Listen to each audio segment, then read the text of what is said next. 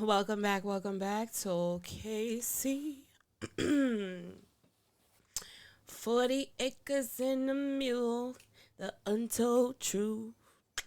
Um, yeah, so this is just not something our grandparents, parents, great grandparents used to say 40 acres and a mule. This is something that was supposed to happen. Now, was it 40 acres? No, it was much more. Were there mules involved? Yes, there were mules involved. So, I am here to discuss 40 acres and a mule. The origin behind that saying, what happened, why it happened. And then I also want to throw some information in from the founder's website. It's just, it was about 30 years before this 40 acres and a mule came about. But it may give some insight into why we were never going to get 40 acres and a mule in the first place. So bear with me while we go on a little trip in my little rocket ship floating through the sky. Little Einsteins. All right. So we are talking about General Sherman and Sherman's Field Order number 15. So we are definitely going to read it. It is up here. But we're going to do a little back history first. Talk about some things, how we even got here. So this is General Sherman. On January 16th, 1865, during the Civil War, which was between 61 and 65, so he was at the end of the Civil War, the Union General William Sherman issued his Special Order number 15, which confiscated Union property as a strip of coastline stretching from Charleston, South Carolina to St. Johns River in Florida. Let's look that up, right? Charleston. Let's do just plain maps. We'll do like we're driving. Charleston, South Carolina. Let's reverse that to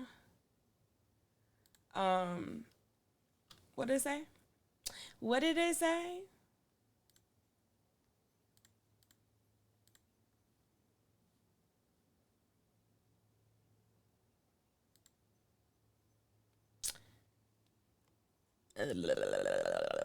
St. Johns River.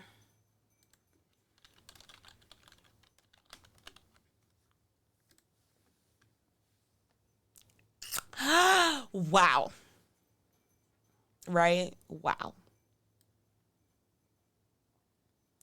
So all of this is what he allocated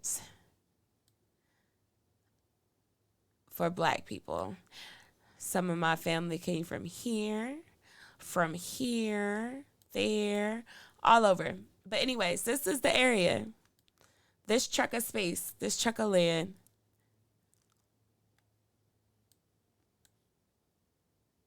Almost to Orlando.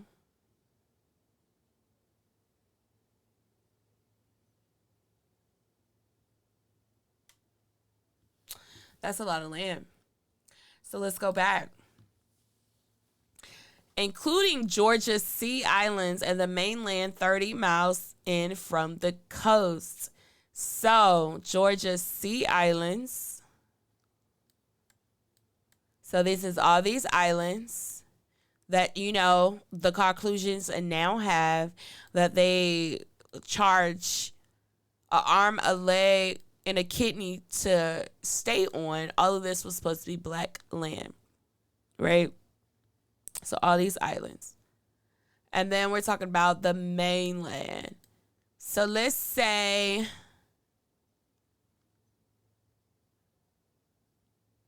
the mainland started where the interstate is. I didn't mean to drag it. Let's say it starts where the interstate is, right? 30 miles in. I probably need Google Earth for this. 30 miles in would probably be maybe around here somewhere.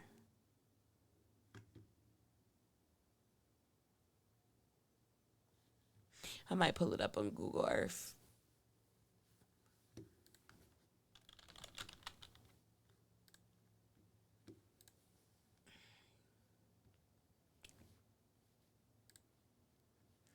So we want Charleston, South Carolina.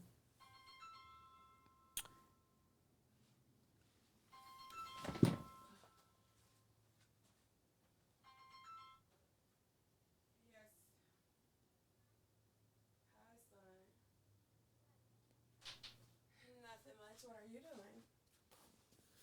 doing? You what? On the third floor.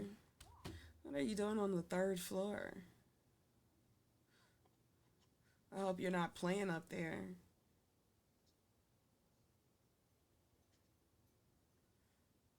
Especially near no steps. You ate lunch already? Ew. You know you're not supposed to be. You know you're not supposed to be eating McDonald's. Ew. What Roman doing? Huh?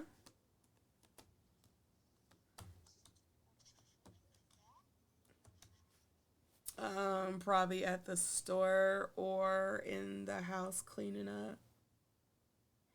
Did you try to call daddy? Ew. And I hope you ain't been watching no nonsense on Netflix. You know I can see everything.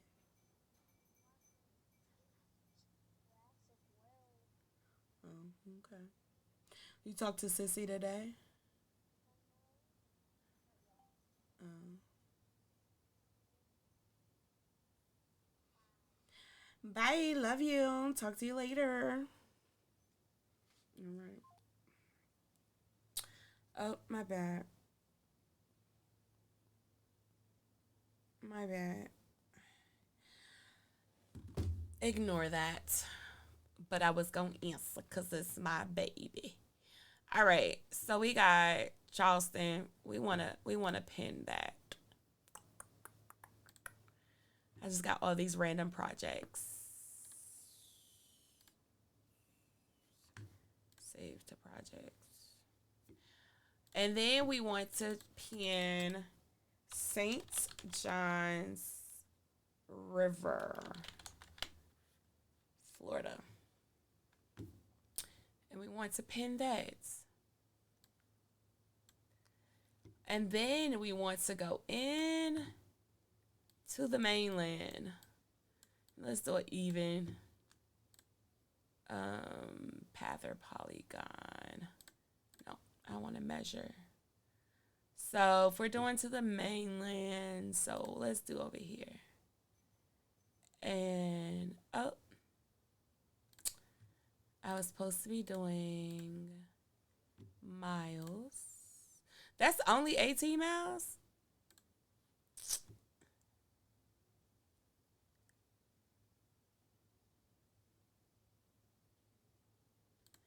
Let's say 30 miles.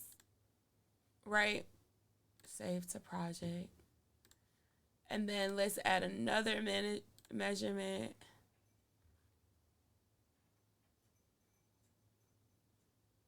Oh, actually, let me do that. Let me redo that. Let me redo that. Charleston. Let me put a line. 30 miles. Okay. Save to project. Now, that's not going to be necessarily even. Because if it was to go straight down. So, we going to go up.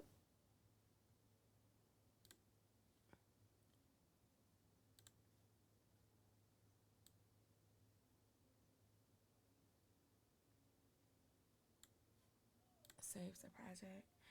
And we going to go across. So, 30.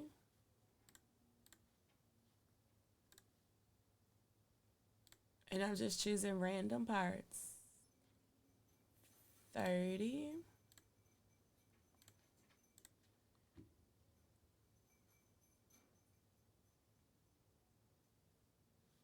I might move that one.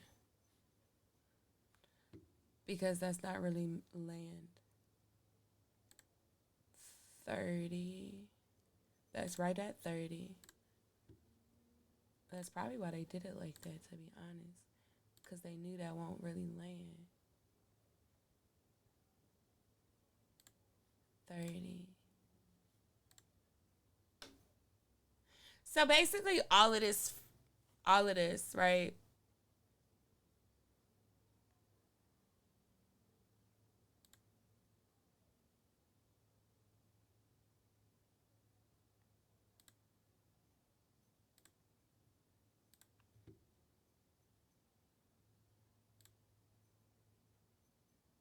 Crazy thing is. And so wherever that goes, we're going to save that. So it would go further down. So all of this land is supposed to be given to African Americans, slaves. The order redistributed the roughly 400,000 acres of land to newly freed black families in 40-acre segments. So this is where we get the 40 acres and a mule. Sherman's order came on the heels of a successful march to the sea from Atlanta to Savannah. So if we're looking at the map, Atlanta to Savannah.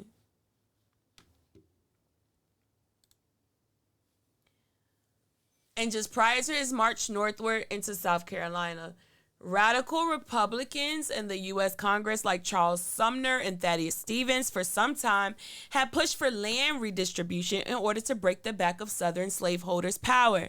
Feeling pressure from within his own party, U.S. President Abraham Lincoln sent his Secretary of War Edwin M. Stanton to Savannah in order to facilitate a conversation with Sherman over what to do with Southern planters' lands.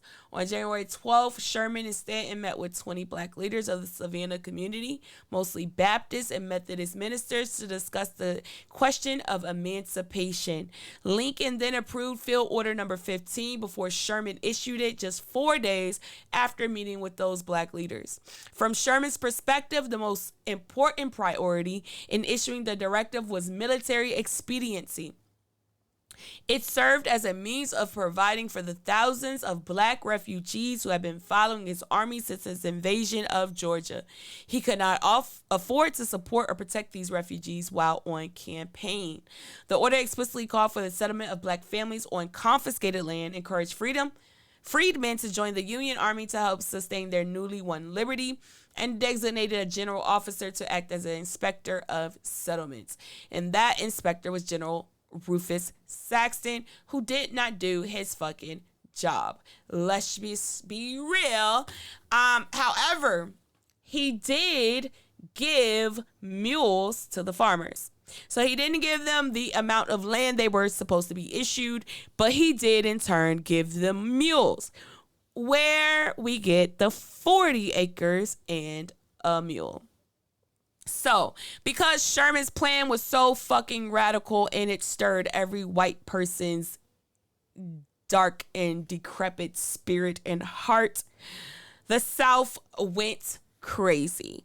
And you know what that means when they went crazy. Because he was taking land for them and punishing the Confederates along the Rice Coast, which had lots of slaves. Half of my family comes from a slave plantation that produced rice, and because of it, their last name in turn is Rice. All right. So the Southerners was not with the shits. They wanted the free labor. They wanted the slaves. They didn't want none of that shit, but they couldn't stop what was going to happen anyway. So President Lincoln established the Bureau of Refugees, Freedmen, and Abandoned Lands on March 3rd, 1865, shortly after Sherman issued his number 15 order. The Freedmen's Bureau, as it came to be called, was authorized to give legal title for 40-acre plots of land to freedmen and white Southern Unionists. Now, as I've been looking up my ancestry and my history, trying to pinpoint exactly where my family came from, I have come across this Freedmen's Bureau many of times where my family's name is listed on their registers. They don't usually have much information, but they do have names. Sometimes you can find more information in other places. But yes, so that meant 40,000 Black Americans had to be resettled on these lands or on those islands. And the white Southerners were not fucking with it at all. So what happened? Andrew Johnson came through with the come through after they got rid of Lincoln. Why? Because Lincoln was probably doing too much pro-black shit, even though he really wasn't pro-black. Why? Because that Emancipation Proclamation did not free any slaves per se, to be honest. It kept a lot of them in slavery because it was economically beneficial and financially beneficial to the United States and all these white folks. Conclusions. So the Emancipation Proclamation was not a point of freedom for us. Neither was Juneteenth. Why? Because people still want free. If you did not know, well, now you know. There was a slave up until the 60s. And I don't mean 1860s. I mean 1960s. Woman, and I think her name was Shirley or something, who was a slave in the 1960s. May Lewis Miller. Okay.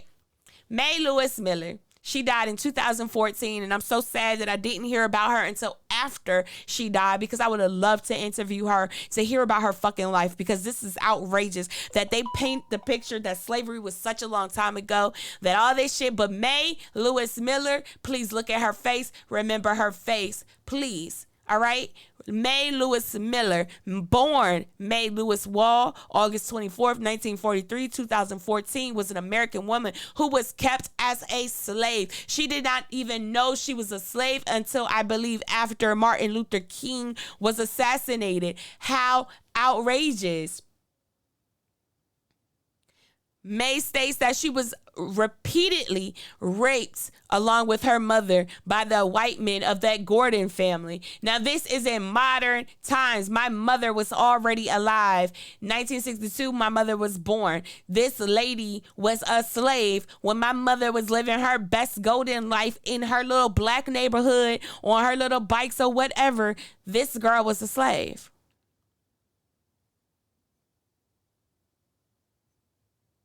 She thought everybody was living in this particular way, that everybody was a slave. She did not know that she was not a slave.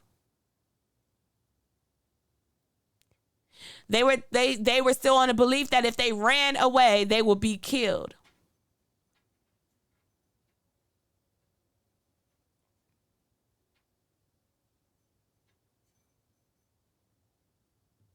In 61, one of her aunts snuck them away on a horse and wagon so they would not be killed. This is the 60s. Slavery was still prevalent. So y'all motherfuckers can't tell me we need to let some shit go. It was in the past. It ain't the fucking past. My mom was still alive. She was born during that time. That lady was born during that time and was a slave. Just because she has passed away and went on with the Lord in 2014 don't mean shit. Just because she ain't here to tell her story don't mean shit, because I'm here to tell her story. All right. So let's look at the Emancipation Proclamation.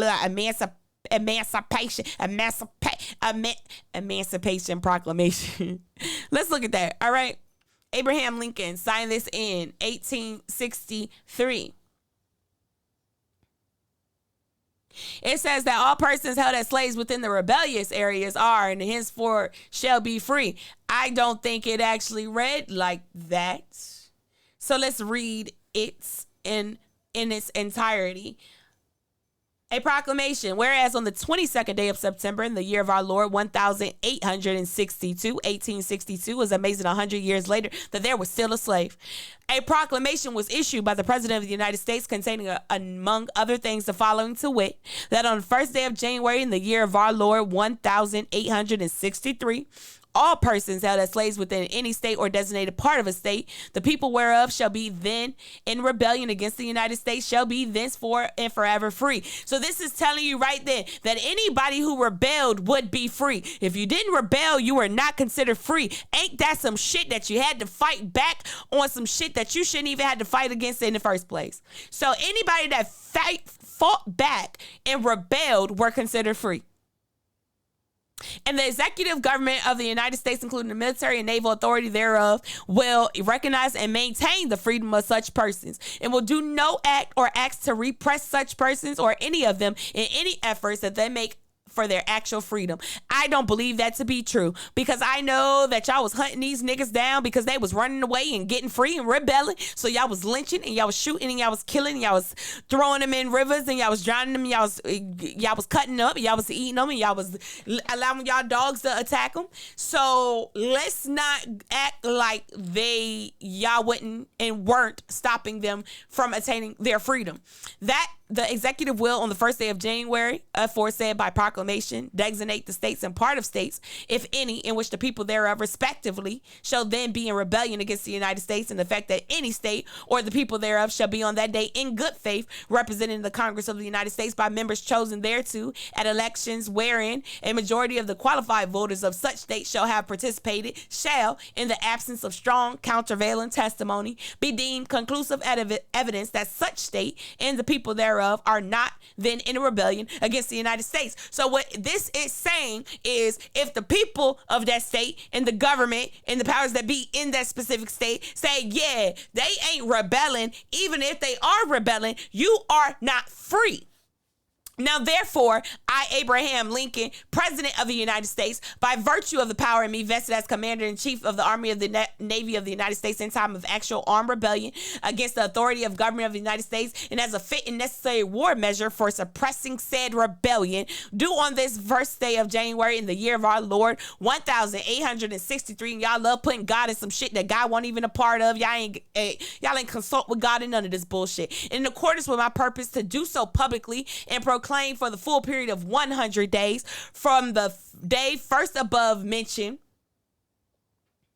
for 100 days, okay, order and designate as the states and parts of states wherein the people therefore thereof respectively are this day in rebellion against the United States, the following to wit: Arkansas, Texas, Louisiana, except the parishes of St. Bernard, Plaquemines, Jefferson, St. John, St. Charles, St. James, Assumption, Terrebonne, Lafourche, St. Mary, St. Martin, and New Orleans, including the city of New Orleans, Mississippi, Alabama, Florida, Georgia, South Carolina, North Carolina, and Virginia, except the 48 counties designated as West Virginia, and also the counties of Berkeley, Accomack, Northampton, Elizabeth City, York, Princess Anne, and Norfolk, including the cities of Norfolk and Portsmouth, which accepted parts are for the present left precisely as if this proclamation were not issued. So right there, that's saying that everybody in these places were still considered slaves, even if they were rebelling. These people were still slaves, even if they were rebelling, which is almost all of my family. That's all the areas my family resided, lived in, were enslaved in. And by the virtue of the power and for the purpose aforesaid, I do order and declare that all persons held as slaves within said designated states and part of states are and henceforth shall be free, and that the executive government of the United States, including the military and naval authorities thereof, will recognize and maintain the freedom of said persons. How many many persons? Probably about 5, the way he worded this shit, right?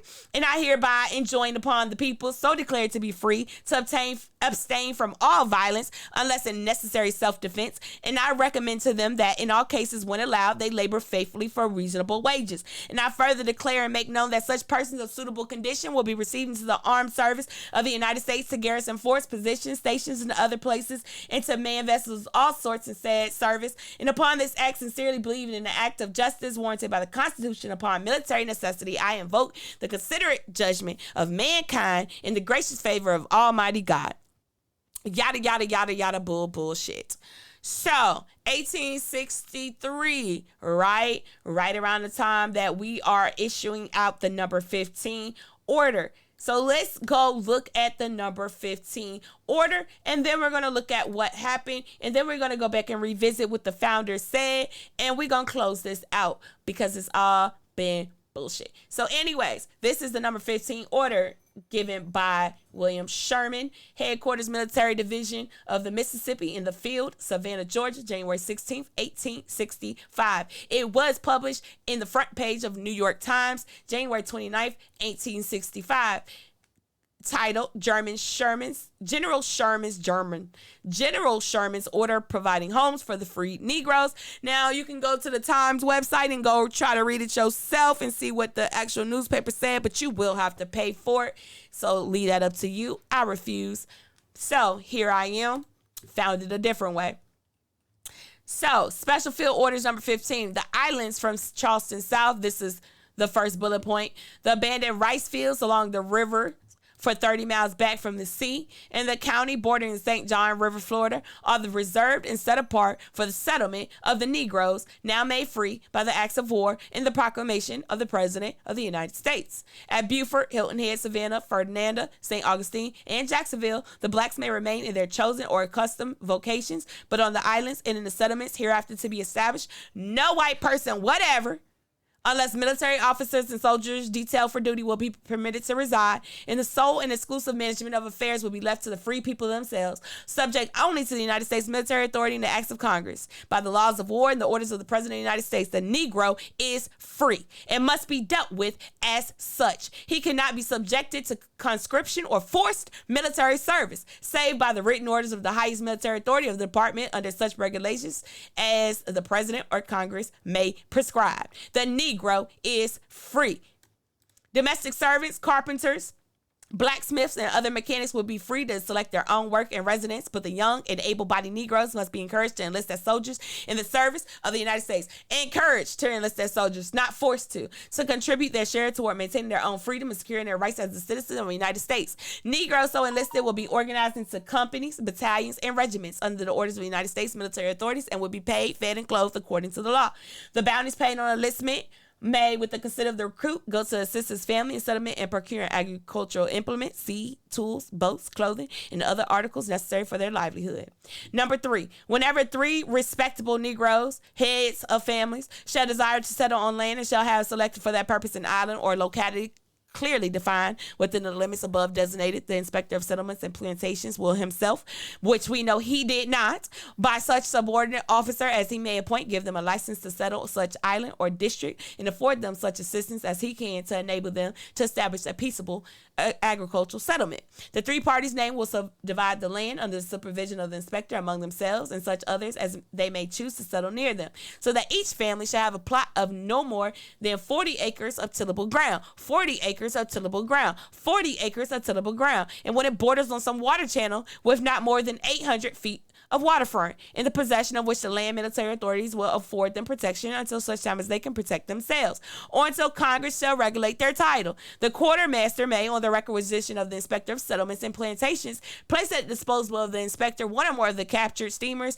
to ply between the settlements or one of the commercial points, but hereto named in orders to afford the settlers the opportunity to supply their necessary wants and to sell the products of their land and labor. Which means we had waterfront land and families were supposed to come together, basically start your tribes over, and they were supposed to give us military protection either by placing boats and ships that they captured to block off anybody coming in to seize or try to steal or terrorize the settlements, right? Until we mustered up our own military, own means of defense. But that did not happen. Whenever a Negro has enlisted in the military service of the United States, he may locate his family in any one of the settlements at pleasure and acquire a homestead and all other rights and privileges of a settler as though present in person. Much like today, in like manner, Negroes may settle their families and engage on board the gunboats or in fishing or in the navigation of the inland waters without losing any claim to land or other advantages derived from this system. But no one, unless any actual settler, as above defined, or unless absent on government service, will be entitled to claim any right to land or property in any settlement by virtue of those orders. So it was specifically only for black people. All the islands, all the land, we talked about it, we showed the area, we showed what was supposed to be given all the way down here to Orlando. In order to carry out this system of settlements, a general officer will be tailed as the inspector of settlements and plantations, whose duty it shall be to visit the settlements to regulate their police and general management, which he did not do. It will furnish personally to each head of a family, subject to approval of the United States, a possessory title in writing, given as near as possible description of boundaries, and who shall adjust all claims or conflicts that may arise under the same, subject to the like approval, treating such titles altogether as possessory, which he did not. The same general officer will also be charged with the enlistment and organization of Negro recruits and protecting their interests while so absent from their settlements, and will be governed by the rules and regulations prescribed by the War Department for such purpose. General R. Saxon is the person who was in charge of that, and he did not do his job at will, and once enter on the performance of his duties, no changes intended for desire in the settlement now on Beaufort Island, nor will any rights to property heretofore acquired be affected thereby. Okay. So, once again, they wrote it in such a way where there was so many stipulations that just a regular Negro at that time, a slave who was sheltered from all the shit, would not necessarily pick up on it. Even a well-versed would not read into it in such a way as we can look at it and view it now and see what they meant by the shit, right? So let's read this. James Madison to Thomas R. Dew. This is from your founding father, James Madison, 1833, February 23rd. One day after my brother's birthday. No, he was not born in 1833. He was born about 155 years later. But anyways, this goes into some really interesting conversations. So James Madison is talking and saying he received the letter and about the questions about a restrictive system and the other on the slave question. So then they're talking about how to deal with slavery, right? So he talks about, with ample proof to the numerous obstacles of removal of slavery from our country and everything that could be offered in the mitigation of its continuance, but I am obliged to say that in not a few of the data from which you reason and in the conclusion to which you are led, I cannot concur.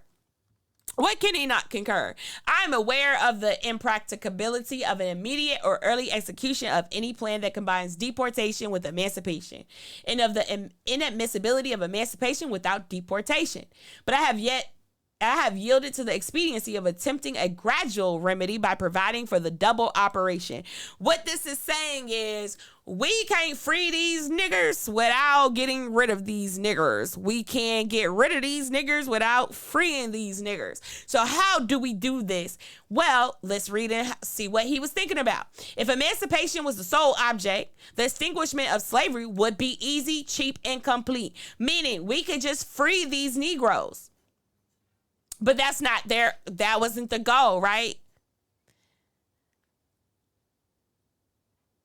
The purchase by the public of all female children at their birth, leaving them in bondage till it, whatever, defray the charge of freeing them within a limited period, be a radical resort.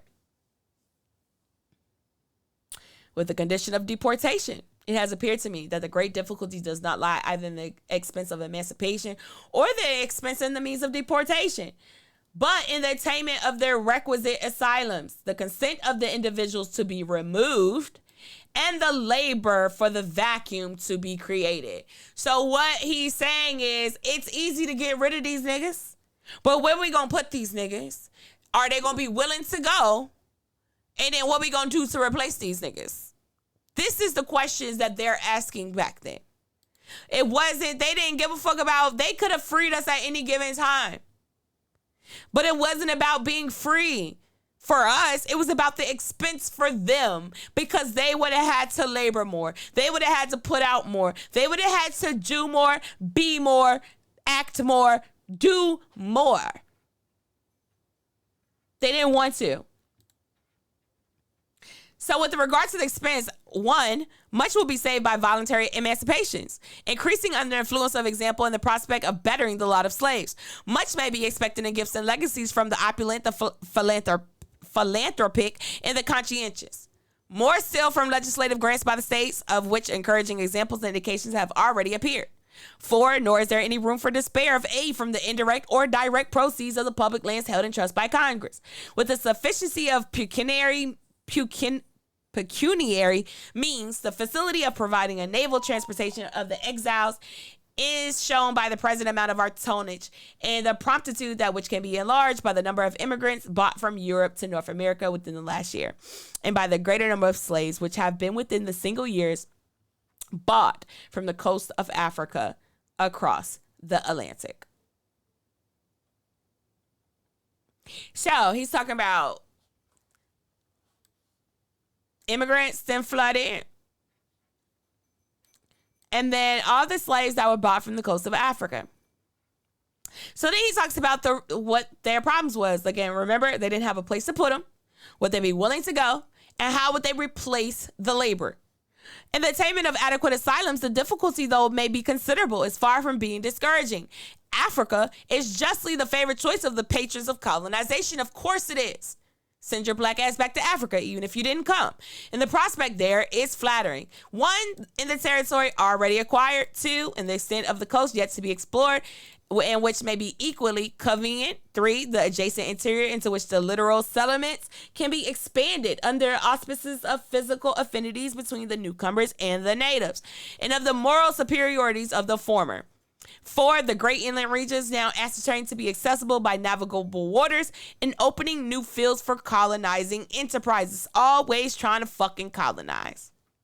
But Africa, though the primary, is not the sole asylum within contemplation. An auxiliary one presents itself in the islands adjoining this continent, where the colored population is already dominant and where the will of revolution may from time to time produce the like results. So when they mean this continent, are we talking about America and the Sugar Islands and Jamaica and Haiti and Dominican Republic and Puerto Rico and all in Trinidad and Tobago? Nor ought another contingent receptacle for emancipated slaves to be altogether overlooked. It exists within the territory under the control of the United States and is not too distant to be out of reach. So what are they saying? We still got control over these niggas. We can get rid of them and still keep an eye on these niggas. The consent of the individuals is another prerequisite in the plan of removal. At present, there's a known repugnance in those already in a state of freedom to leave their native homes. Native homes.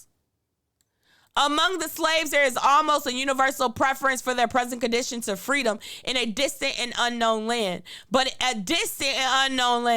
in both classes, particularly that of the slaves, the prejudices arise from a distrust of the favorable accounts coming to them through white channels. By degrees, truth will find its way to them from sources in which they will confide, and their aversion to removal be overcome as fast as the means of effectuating it shall accrue. The difficulty of replacing the labor withdrawn by removal of slaves seems to be urged as of itself an insuperable objection to the attempt. The answer to it is that 1, that notwithstanding the immigration of the whites, there will be an annual and by degrees an increasing surplus of the remaining mass. 2, there will be an attraction of whites from without increasing with the demand, and as the population elsewhere will be yielding a surplus to be attracted. 3, that as the culture of tobacco declines with the contraction of the space within which it is profitable, and still more from the successful completion in the West, and as the farming system takes place of the planting, a portion of labor can be spared without impairing their requisite stock. That 4, that although the processes must be slow, be attended with much inconvenience, and not even be certain in its result, it is not preferable to acquiescence in a perpetuation of slavery, or an extinguishment of it by convulsions more disastrous in their character and consequences than slavery itself. Really, in my estimate of the experiment instituted by the Colonization Society, I may indulge too much my wishes and hopes to be safe from error, but a partial success will have its value, and an entire failure will leave behind a consciousness of the laudable intentions with which relief from the greatest of our calamities was attempted in the only mode presenting a chance of effecting it. I hope I shall be pardoned for remarking that in counting for the past depressed condition of Virginia, you seem to allow too little to the existence of slavery, ascribe too much to the tariff laws, and not to have sufficiently taken into view the effect of the rapid settlement of the West and the Southwest country. Previous to the Revolution, when of these causes slavery alone was in operation, the face of Virginia was in every feature of improvement and prosperity, in contrast to the colonies where slavery did not exist, or in a degree only not worthy of notice. Again, during the period of the tariff laws prior to the latter state of them, the pressure was little, as if all regarded as a source of the general suffering. And whatever be the degree in which the extravagant augmentation of the tariff may have contributed to the deprivation, the extent of which cannot be explained by the extent of the cause. The great inadequate cause of the evil is the cause last mentioned. If that be indeed an evil which adds more to the growth and prosperity of the whole, then it subtracts from the part of the community. Nothing is more certain than the actual and prospective depression of Virginia. It is to be referred to the fall in the value of her landed property and that of the staple products of the land. It is not less certain that the fall in both cases is an inevitable effect of redundancy in the market, both of land and its products. The vast amount of fertile land offered at 125 cents per acre in the West and Southwest could not fail to have the effect already experienced of reducing the land here to half its value. And when the labor that will here produce on whatever of tobacco, 100 of tobacco, and then 10 barrels of flour will there produce 220 barrels, now so cheaply transportable to the destined outlets. A like effect on these articles must necessarily ensue. Already more tobacco is sent to New Orleans than is exported from Virginia to foreign markets, whilst the article of flour exceeding the most part of the demand for it is in a course of rapid increase from new sources, as boundless as they are productive. The great staples of Virginia have but limited market, which is easily glutted. They have in fact sunk more in price and have more threatening prospect than the more southern staples of cotton and rice. The case is believed to be the same with their landed property. That is so with their slaves, is proved by the purchases made here for the markets there. The reflections suggested by this aspect of things will be more appropriate in your hands than in mine. They are also beyond the tether of my subject, which I fear I have already overstrained. I hasten therefore to conclude with the tender of high respect and cordial regards, which I pray you to accept. So what this is basically saying is we can't free these niggas because we need these niggas. James Madison, your founding father himself. We already read that Abraham Lincoln ain't free nobody unless they fought to be free. We read about Sherman's number 15 order and how that was in place. So how did it end? President Andrew Johnson swept in when they outed and sniped daggone Abraham Lincoln out and snuffed him out. 3 months after Sherman issued his field orders number 15, the United States Congress created the Freedmen's Bureau for the purpose of ensuring the welfare of millions of enslaved people being freed by the war. One of the tasks was the management of lands confiscated by Congress. The intent of Congress, led by the radical Republicans, was to break up the plantations and redistribute the land so formerly enslaved people could have their own small farms. And it's crazy that back then, the radical Republicans was made up of black people, people who was against slavery, people who were not racist, they was Quakers, they was all that shit, right? In this day of time, who are the Republicans now? Trump. Folks who talking about that people eating dogs and cats everywhere. People who think that DEI, black people was hired because of DEI, and DEI was created because of black people instead of knowing that it was created because of your white counterpart. Women who felt less than equal and was tired of sitting in the house raising your white ass kids who was going to grow up and be just like your little prejudiced racist ass. That's why DEI was created. It's crazy how Republicans now are the complete opposite of Republicans back then. Democrats are complete opposite of Democrats back then. But anyways, Andrew Johnson became president following the assassination of Abraham Lincoln in April 1865, and Johnson on May 28, 1865, issued a proclamation of pardon and amnesty to citizens in the South who would take an oath of allegiance. As part of the pardon process, lands confiscated during the war would be returned to all the white landowners. So while the radical Republicans had fully intended for there to be a massive redistribution of land from former enslavers to formerly enslaved people under Reconstruction, Johnson's policy effectively thwarted that. And by late 1865, the policy of granting the coastal lands in Georgia to formerly formerly enslaved people had run into serious roadblocks. An article in the New York Times on December 20, 1865 described the situation. The former owners of the land were demanding its return, and the policy of President Andrew Johnson was to give the land back to them. It had been estimated that approximately 40,000 formerly enslaved people received grants of land under Sherman's order, but the land was taken away from them. And how did they take it? By force. They went in killing and forcing them to leave, and if they didn't leave, they were then re-enslaved. Yes, you heard that correctly. Re-enslaved or killed. They were forced to leave the lands. Denied opportunities to own their own small farms, most formerly enslaved people were forced to live under the system of sharecropping, which means they had to barter, trade, and had to work for other people, grow other people's crops. Life as a sharecropper generally meant living in poverty, and sharecropping would have been a bitter disappointment to people who once believed they could have become independent farmers. Now, some of them did become independent farmers by their own volition, like some of my ancestors who did break out of slavery and got ghosts. Some of them got on that boat that took some of those African slaves that is on the African register to Canada. And some of my ancestors got to Canada and then hated Canada and came back here and had to dodge them conclusions again, and then went to Africa trying to get a new life, thinking that, well, if I came from here like these conclusions told me to, then I should go back here and be welcomed with open arms. But that was a farce. Got there, yes, they was welcome, but not with open arms. Was allowed to live in Africa for a short amount of time, but was given hell and no help. But they managed to pull through, got their own farm, started a business, lived as best as they could, while the other relatives of them were here and being born back on plantations, but managed to escape, get free, and start Freetown, Virginia, a free black town of the first few people that was free from Washington slaves that were actually put at another slave plantation, Morton Slave Plantation in Orange County, Virginia. And they started Freetown.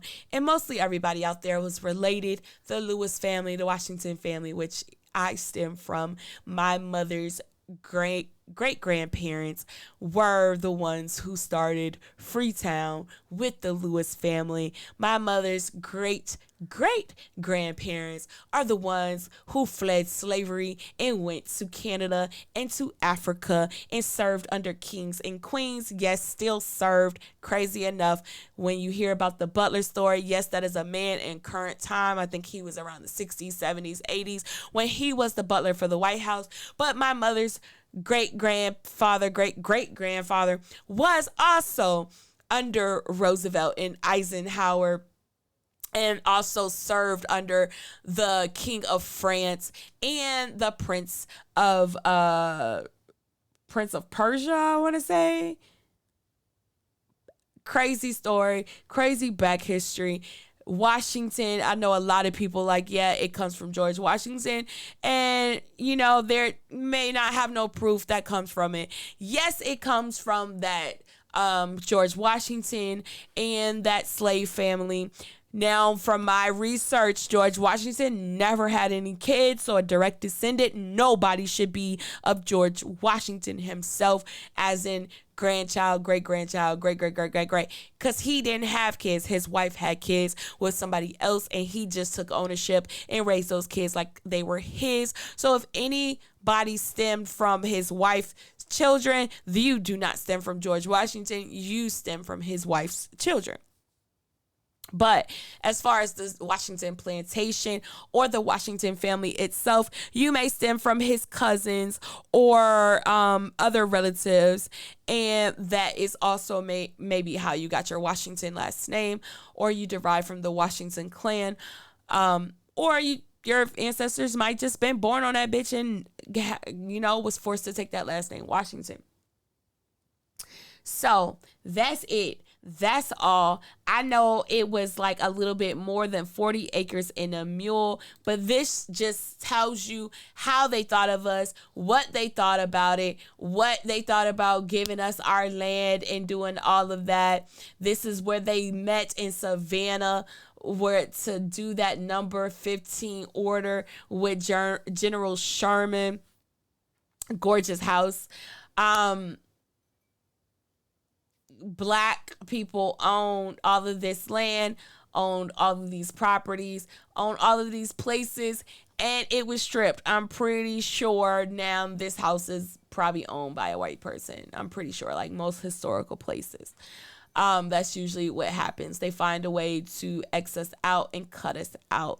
As we read from the founders, they're just trying to find a way to not free us or free us without any liability, any help, anything. And that's cool, but that's not cool. Yeah, so that's it for that. We talked about Mae Lewis Miller. And this also is probably where they got that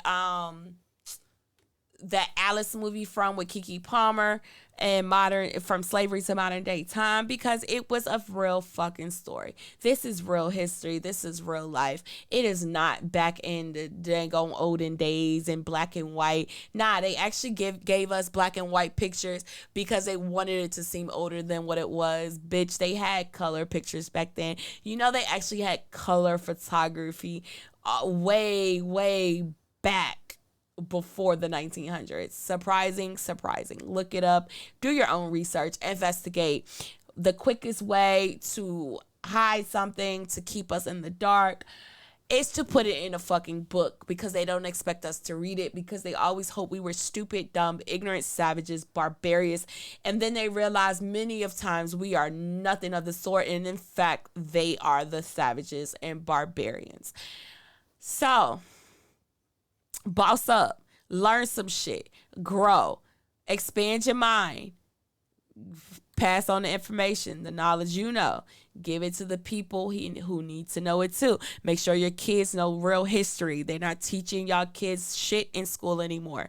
They're not teaching nothing. They don't even talk about the fake Thanksgiving no more, and how, they was breaking bread with each other. They don't talk about shit no more. Even I enjoyed those little lies as a kid when they claimed the Indians was breaking bread with no, they actually was breaking bread. But what they didn't tell was they took advantage of the Indians breaking bread, the natives and the Aborigines breaking bread. And they took advantage and plotted on them and used that to kill them. So I'm going to show y'all my ancestor really quick. Freetown.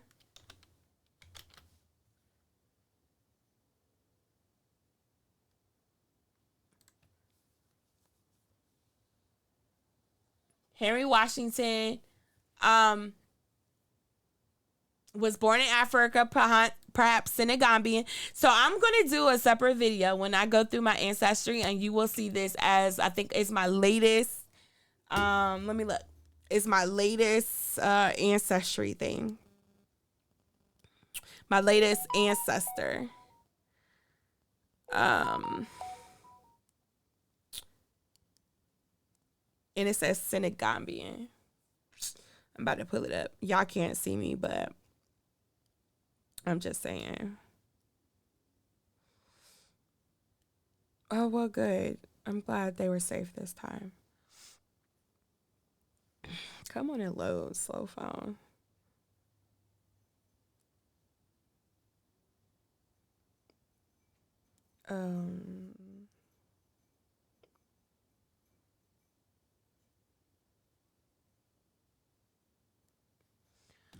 Okay.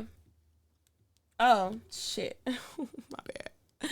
I got a notification for something and then completely freaking forgot. Sorry. Quickly be forgetting what I'm doing. Ancestry timeline. Tick, tick, tick, tick, tick, tick, boom. Tick, tick, tick, tick, tick, tick, boom. Why Joseph Jenkins Roberts looking real scary? It says Senegambian and Guinean. My most recent generation, third generation, which you're most likely had a great grandparent, second great grandparent, or third great grandparent who is 100% Senegambian and Guinean. Person was born between 1840 and 1900, which would be his kids or his relatives, whoever, right? And then if I go back, because they actually, it says, if you look up where all the slaves came from that was on that specific plantation that they came from, they talk about Sierra Leone. So my other generation, it says between the 4th and 7th generation, is British and Irish, which means there was a white person in there somewhere, or a black person that was from Britain or Ireland or somewhere over there. And then a Ghanaian, Liberian, Sierra Leonean, and Nigerian. All of those are the same ancestry generational timeline, right? So when I look at that, I see that as a master, a slave owner, and some slaves. And you know, that lineage, why I got a white ancestors, because they either raped the slave and fathered a child, or they were actually in love with the slave and they got with the slave and started a relationship with him. So, he was transported and brought by George Washington in 1763 to work on a project for draining the Great Dismal Swamp in Virginia. He was living at Mount Vernon, Washington. He ran away in 1771. He fled again in 1776. Tried to join with Britain to fight back against the United States. He went all over. He married a woman named Sarah, acquired a town lot and 40 acres of land in Birchtown. Now, they say Sarah. So it says he went and joined the free black community in Sierra Leone. I just mentioned Sierra Leone in West Africa. It might have been in the DNA to go back to that place. There he settled outside Freetown, became a successful farmer.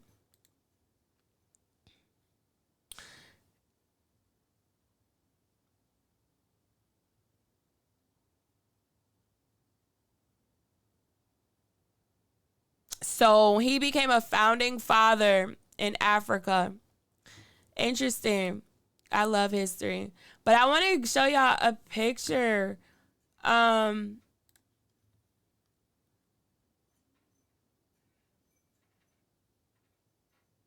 don't know why that's up here. Maybe they talk about him in here somewhere. But where is it at?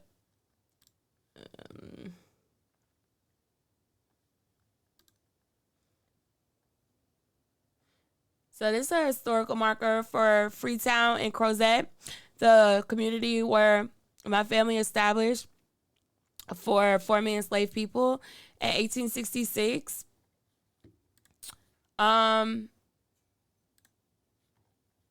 Henry Washington, I think it said he married Beulah.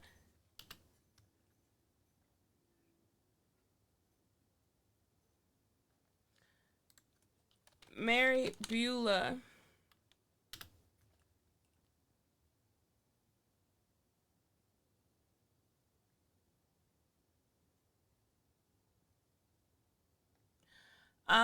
Let me look. Where is it at?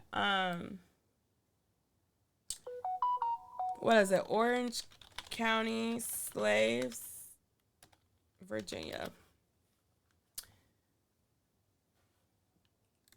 They got something, a website. I might have to find it. But they got a website. Free and Negro slaves. I might have to look at this because I ain't looked at that neither.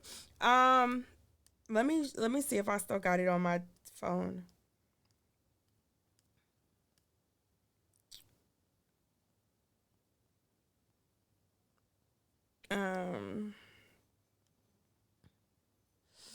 OCC OCAAHS.org.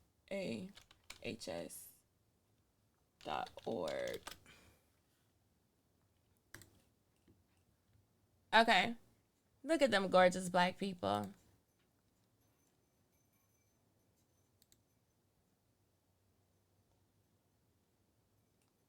A runaway slave.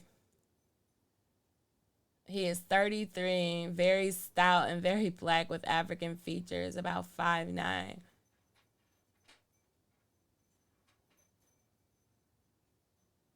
Sometimes calls himself John. His wife is owned by Mr. C.C. Beckham of Culpeper.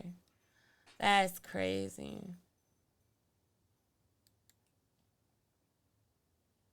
Colored Man's Reminiscences. James Madison by Paul Jennings. Huh?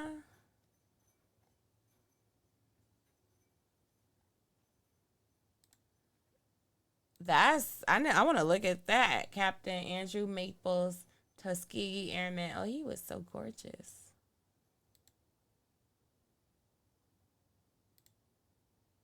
Gorgeous.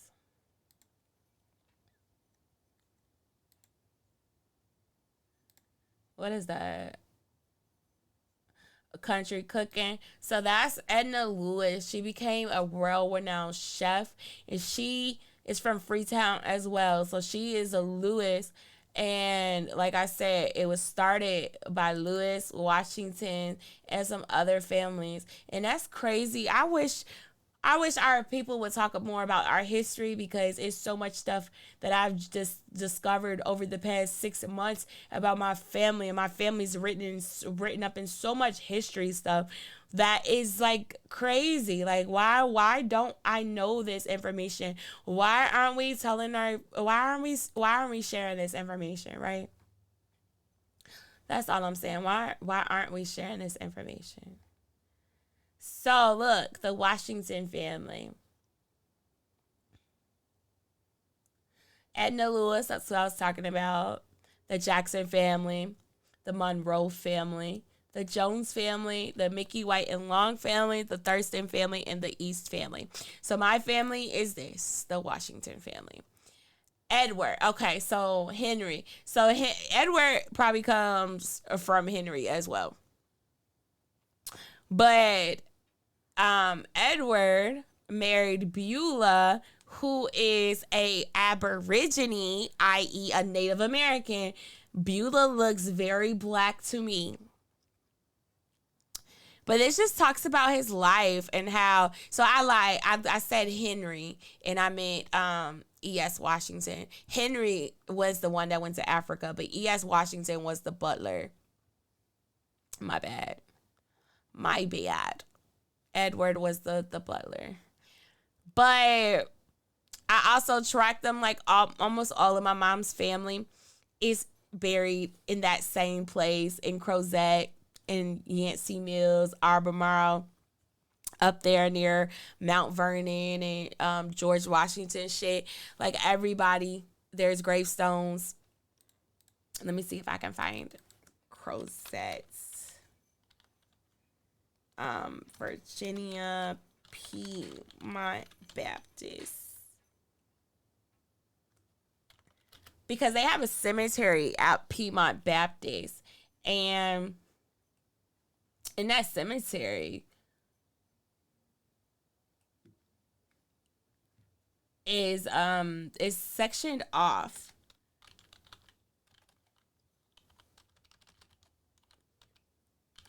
And it's sectioned for like the leaders of the church and different stuff like that. But that's where my mom's great grandparents are. She didn't know her great grandparents. She only really knew her grandmother, or knew of her grandmother. She really didn't know much about her grandfather. But her great grandparents started this area, started in this church. I'm trying to see, because somebody restored it, and I'm trying to see if I can find it. Cemetery.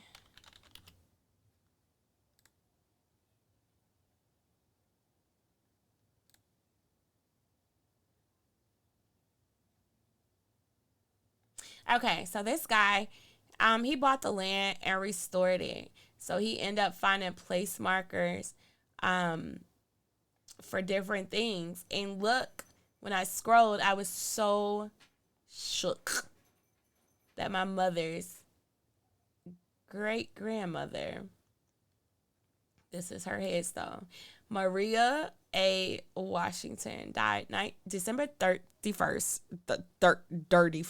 December 31st, 1921.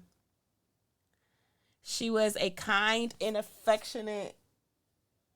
Was that my hair, or was it a bug falling on me? I don't need no more spiders.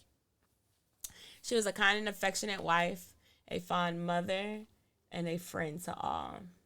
So he found this buried and he ended up repairing it. And I think that is so cool that God allowed me to stumble upon this when I was researching my family.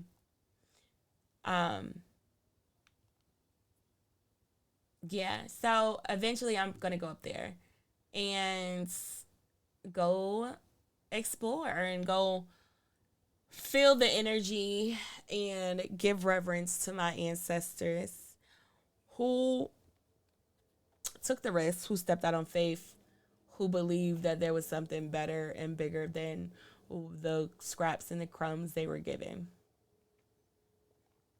Right? So I hope this was informative in some type of way. And I hope y'all have an amazing day. Oh, and guess what? I'm going to just add this in there. My family owned all their stuff after they got free. And guess what happened to it? White people own it now. Anyways, bye y'all.